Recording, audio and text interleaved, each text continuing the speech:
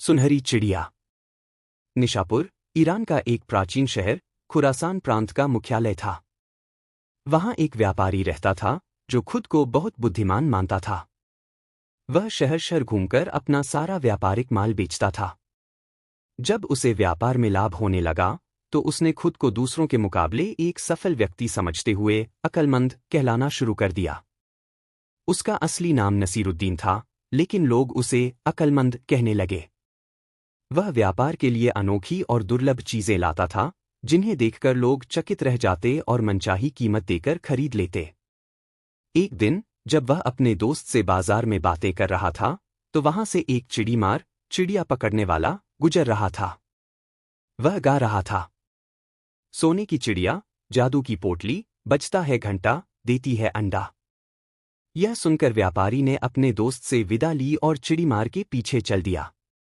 चिड़ीमार के पास सभी पिंजरे खाली थे, केवल एक पिंजरे में खाकी रंग की चिड़िया अपने पंख फड़फड़ा रही थी।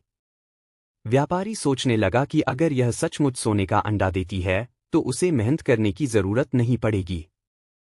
उसे अपनी दादी की एक पुरानी बात याद आई, जब उन्होंने उसकी मां से कहा था, क्या तुम सोने की चिड़िया हो जो मायके चली गईं, तो मेरा बेटा गरीब हो जाएगा।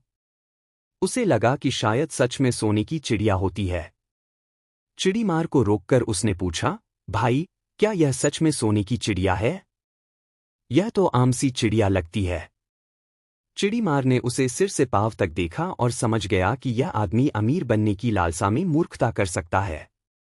उसने बड़े विश्वास के साथ कहा, भाई, यह चिड़िया नहीं, जादू की पोटली है। जब 14वीं रात को कहीं दूर घंटा बजता है, यह सोने का अंडा देती है। इसने मुझे अमीर बना दिया है।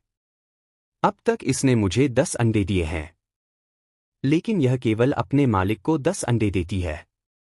इसके बाद इसे कोई और खरीदे तो वह नए मालिक को 10 और अंडे देगी। चिड़ीमार की बातों पर यकीन करके व्यापारी ने अपना सब कुछ बेचकर चिड़िया खरीद ली। अगले दिन चिड़ीमार बाजार में नजर नहीं आया।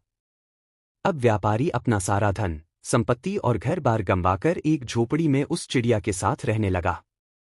दोस्तों ने उसे समझाया कि उसने बहुत बड़ा धोखा खाया है, लेकिन व्यापारी ने जवाब दिया, मैं समझदार हूं, मैं कभी घाटे का सौदा नहीं करता। तुम देखना मुझे कितना फायदा होगा। आखिरकार 14वीं रात आ गई। व्यापारी पूरी रात जागता रहा। चिड़िया पिंजरे में कभी सोती, कभी फड़फड़ाती। लेकिन जब सुबह हुई और घंटा बजा तो पिंजरे में अंडा नहीं था। व्यापारी ने अपना सिर पकड़ लिया और पछताने लगा। उसने सीखा कि बेवजह की आत्मविश्वास और अहंकार कभी-कभी इंसान को पछताने पर मजबूर कर देते हैं।